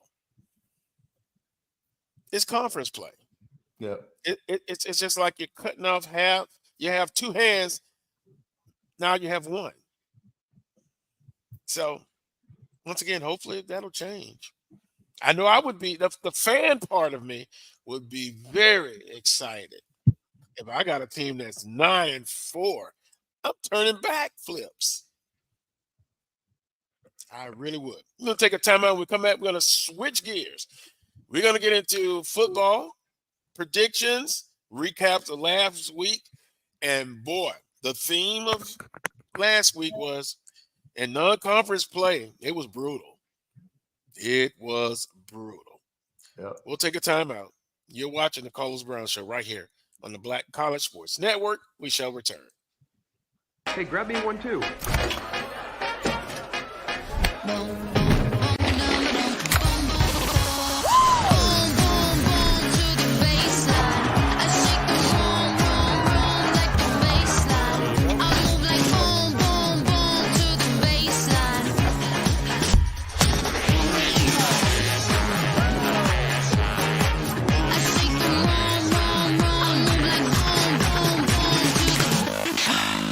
This is Brian Fulford. AD Drew and I are co-hosts of the BCSN Sports Wrap. We talk about all things related to HBCU athletics. From the games, teams, coaches, and fan interest stories, we cover it all. You can find our shows on Facebook at BCSN Sports Wrap, YouTube at MyJBN Online, and everywhere you listen to podcasts like Anchor, Spotify, Google, and Apple Podcasts. You can also find the show on the Jericho Broadcast Network's app. Make sure to download. We look forward to you joining the conversation and being a part of the show. This is the Dean of the College of HBCU Sports, Kenyatta Cavill of Dr. Cavill's Inside the HBCU Sports Lab with Mike Washington and Charles Bishop. Come mix it up in the lab where the course lecture is in session every Tuesday from 6 o'clock p.m. Central Standard Time on Facebook Live, YouTube Spreaker, or the BCSN app, as we discuss all things about the HBCU sports culture, including exploring the week that was in the sporting HBCU diaspora, as well as the upcoming week of HBCU sports. With me, the Dean, the College of HBCU Sports, on Dr. Cavill's Inside the HBCU Sports Lab with Mike Washington and Charles Bishop. Course lecture dismissed. Choice Hotels is a family of brands that helps you get the most for your money so you can be any traveler you want to be. You could be a free hot breakfast hero at a comfort hotel. Yes! That's how you waffle. Mister, this script got a plot twist at a Radisson Hotel. A business big leaguer. Go for key. Even the ultimate pool float inflator. With 22 brands and the best value for your money, Choice Hotels has a stay for any you. Book direct at choicehotels.com, where travels come true. Gotta get the corners. When you're looking for the latest information on Southern University sports, the Southwestern Athletic Conference, and HBCU athletics, there's only one place to go. Tune in to the Carlos Brown Show, exclusively on the Black College Sports Network.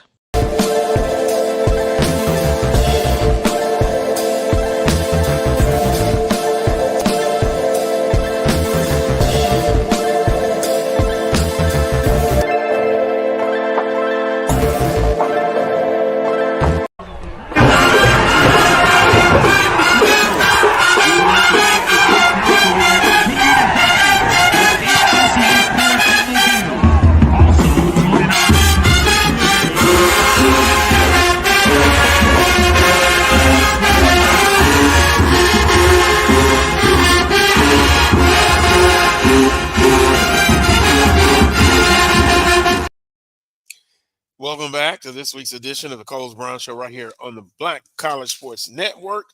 The panel returns: Ossie Clark, Charles Edmond, and Coach Pettaway.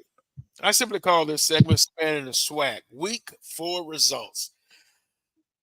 It was Central Arkansas over UAPB 56-17.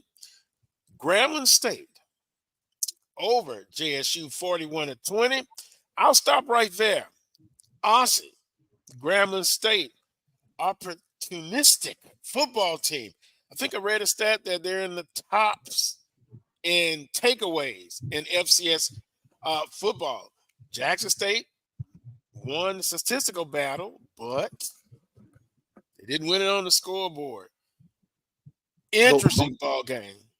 It was an interesting football game, and the one thing that the Grambling Tigers or Grambling community should be thankful for is that place called a bakery where you can find turnovers. Because last week they were able to find 5 turnovers in from Jackson State University's football team, and they were able to capitalize off of 2 of those turnovers, one of which was at the end of the second quarter. Going in at halftime, Grambling was able to take the lead. 5 turnovers in this football game, 11 turnovers in the last 2 weeks for the Grambling Tiger football team. They have been a machine as far as finding a way to make people give them the football and give them an opportunity to be in football games. Fast start for Grambling last week against Jackson State. Jumped out early, cooled off during the middle of that football game, but thank goodness for the defense being able to get those takeaways when they did. That helped to propel the Grambling Tigers in that football game. And Ossie, let me be very careful about this, because now some are anointing Grambling State as the winner of the West, or could be in a very good position to win the West. Should we pump the brakes a little bit, or am I just totally wrong with what I just said? No, you're not totally wrong. I think you should pump the brakes just a little bit, because over the last couple of years, the Grambling Tigers have not really shown themselves worthy to be in that conversation. They've been competitive in football games, and they played well in some of those games, but I don't think that you should be putting them, crowning them as champions just yet. They still have to go through Prairie View on today, who's a very good football team. A couple of plays here or there, Prairie View could actually be 3-1 and not looking at what a 1-3 mark for themselves at this point. Charles disagrees, but the point is, I think it's always, when a big victory like that, it kind of puts people in the mindset, well, wow, they're the team to beat now, but it's still so much football left to be played. Charles, we'll come back to it. Right. Troy over FAMU 34-12. Look, kudos to FAMU. They had the mindset, hey, we're playing a group of 5 member, and they came out and tried to win the football game. No doubt. So credit to FAMU. It wasn't a big blowout. Austin P over Alabama A&M 59-16. Nichols over Mississippi Valley State 66-0. Another shocker. Clark Atlanta, last second field goal. They defeat Bethune-Cookman. You remember what I said last week? I'm not picking Bethune-Cookman anymore if they lose that ball game. Well, I know the Bethune-Cookman alumni. That was just a shot. They were not happy at all. Southern over Prairie View and them 31-24. A game filled with penalties. What, 22 penalties combined from both teams. 200 yards. Oh my goodness, in penalties. It wasn't pretty. Lamar over Texas Southern 20-17, and McNeese over Alcorn 42-14. Coles Brown, they need well-attended home games. Nobody's going to basketball games while football is still on the schedule. I see it in high school. Only family are at basketball until football ends. And I think my response was this: you got to have some home games. I'm sorry. You want to be on the road all non-conference? No. Now, you can pick schedule makers a nice, attractive home basketball game. For example, Coach Pettaway, Southern and Southeastern, Alabama and Tuskegee. All right, and then you do it like this, Carlos. You play it Friday night when you got a home football game on Saturday, so you can take advantage of those people that are coming from out of town. You got to be creative in your scheduling, man.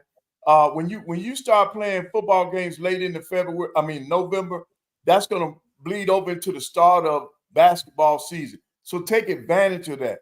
Don't send your team on the road for all those guarantee games. Let them play at home when they have a home football game and take advantage of the out-of-town people. And I'll be honest, looking at the Southern, and Coach Johnson said 3 home games. Go look at those 3 home games. Oh my goodness! No incentive to come to those games, Charles. None. You know how many home games Alcorn has in non-conference? Zero. Zero. Yep. I don't know. Maybe I'm just missing it. Maybe I'm getting up in age. I just think we can do better. But Charles, look at what Jackson did. $1 million almost, $900,000 in game guarantees. Come on, man. There's no way I would do myself or my kids like that. I think that's a 2-part deal. I think Mo Williams went to Ashley Robinson and said, "Hey, man, I need more for my program." And Ashley Robinson said, "Hey, man, you need to go out and get more. Go out and get some more guarantee games." They brought in $900,000. I think, like Dr. Cavill mentioned last week, there probably is a threshold. He said, "You bring me 9, we keep 7. You got the other 2," and that's probably what happened. I would guess. So Mo Williams feels pretty good about trying to improve his program. Whether or not he wins some games in the process, who knows? But at least from a financial perspective, even though, Carlos, you don't agree, I don't think any of us agree. But that's how you get the revenue in and try to improve your program, in part. Well, I'll say this, and then we'll move on to this week's schedule. I was thinking about it. I woke up at 2 a.m. in a sweat. 2 a.m. and it's like, well, we've talked about the athletic department becoming more of a business model, right? And then we need to go forward in this new age of athletics. The model that we have or had, some still have, that's not gonna cut it anymore. We've got to find ways to get better at doing some of these things. Tradition is one thing, but I just still don't see it. And I saw the post by Dr. Cavill, and he also says it's getting better as far as the money that they're bringing in, say the basketball, being reinvested into that specific sport. But we're still not there across the board. Would you get 100% back invested? No, that's not going to happen. No, we're not saying that. But and when I asked Willard, put a percentage on it. Maybe that was unfair to ask him that. But if it's not even 2%, he was talking about 3%. Less than 5. No, he didn't even say it was a percentage.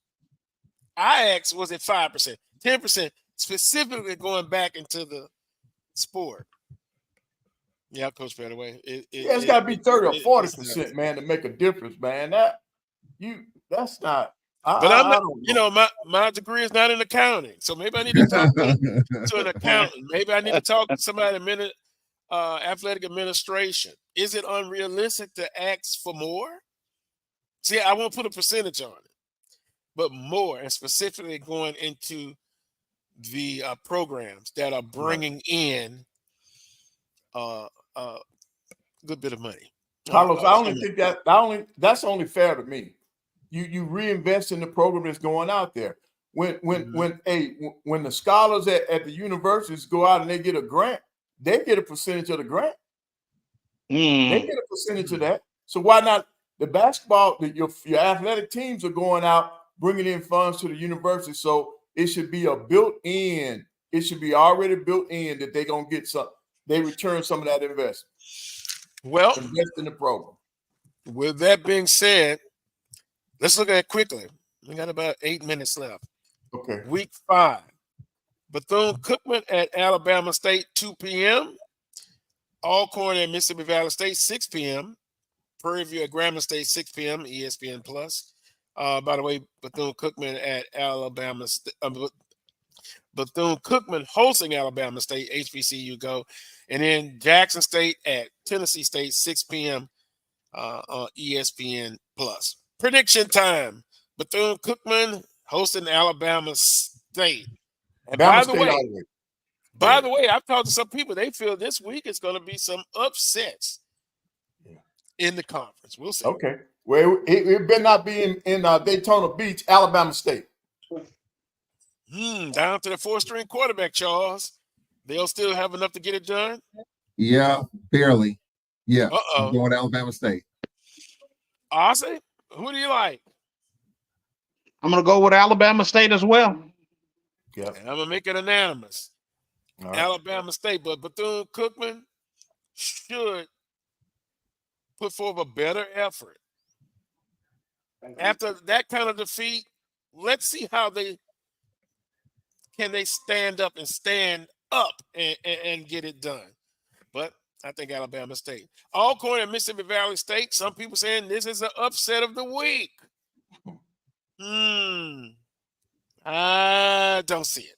I don't see it. I don't either. I'm going Alcorn. Ossie? I'm going with Alcorn as well. I just don't see Mississippi Valley State having enough to beat the Braves today. First home game, Charles? First home game. You said during the walkthrough they seem fired up. They're ready to go. Absolutely. Could it be enough, chat room? What do you think? Valley with the upset. I'm going with Alcorn, but I will say this: Alcorn State must find some offense. Go ahead, we got Xavier Vaughn. He's our quarterback. And our running game was good against McNeese last week, but Cedric Thomas was more on the defensive side of the ball this week at practice than on the offensive side of the ball. So if our defense can make some plays, make it easy for our offense, I do think we'll win the game. But if Valley sticks around, could be interesting. Adrian said Valley by 3.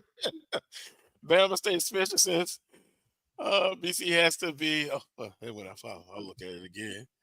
Alcorn over Valley. Coach Thomas can't go home. Highway 61 North with a loss to his home boy. And Prairie View Wade and Thomas are cousins, Carlos, by the way. That's a little family dynamic. Coach Wade of Valley and Cedric Thomas are cousins. So family dynamic involved with it too. Well, I'll say this.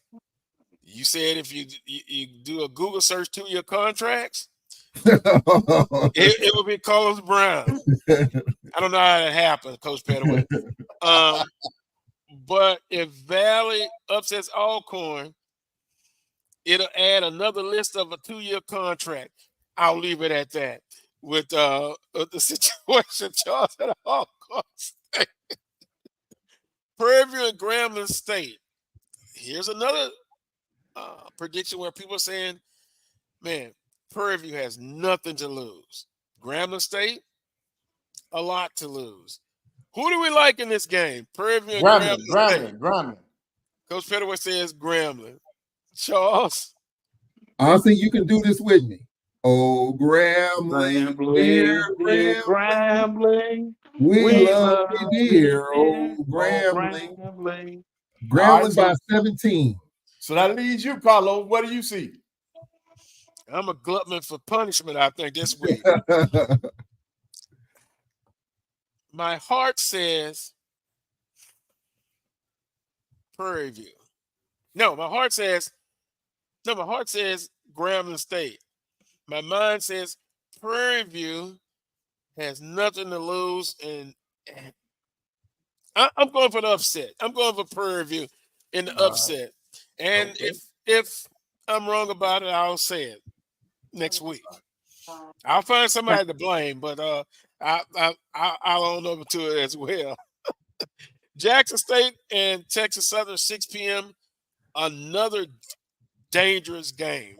Can Jackson State, after last week, redeem themselves and come out against a Texas Southern team that's quite honestly tougher, much tougher than I thought? Charles, who do you like? My head says Jackson State, but you talk about playing with house money. Texas Southern had Lamar on the ropes. They beat Prairie View. They're at home. Jackson better not play around with it. I got Jackson, but I would not be surprised if Texas Southern wins that game. I think Jackson still hung over from last week. I think that was a loss last week that was disturbing in some aspects. And I think getting over that is tough. Southern was able to kind of play in a fog until the fourth quarter. They woke up and got it done. I think Jackson going to be in that same boat. And I'm going to go with Jackson, but I would not be surprised if TSU wins that game. And if TSU wins that game, then, hey, look out. You got to think TSU in terms of near the top of the West. Right. And I'll go Jackson State also. I'm probably going to be the only one that's going to say this. I'm going with that team from the third ward of Houston on today. I think that they are playing better football at this particular point than Jackson State is. Jackson State is playing between good and bad right now, and they're nowhere in the middle. I just got to go with the hot hand. I got to go with Texas Southern just because they're playing a better brand of football. I think Jackson State ekes it out, but Room to Grow says TSU by 7. I would not be surprised if Texas Southern wins, but I think Jackson State pulls it out late in the fourth quarter by a field goal. Jackson State. Well, it's been an interesting show. I want to thank Coach Funchess, Coach Johnson for joining us, the panel, Ossie Clark, Charles, and Coach Pettaway. I want to thank our producer extraordinaire, Miss Mel, now I call her. Like, share, hit the notification, thumbs up button. We appreciate everyone for tuning in. Until next Saturday at 11 a.m. Central Standard Time for the Coles Brown Show right here on the Black College Sports Edge Network. Charles, as I always say, peace and God bless.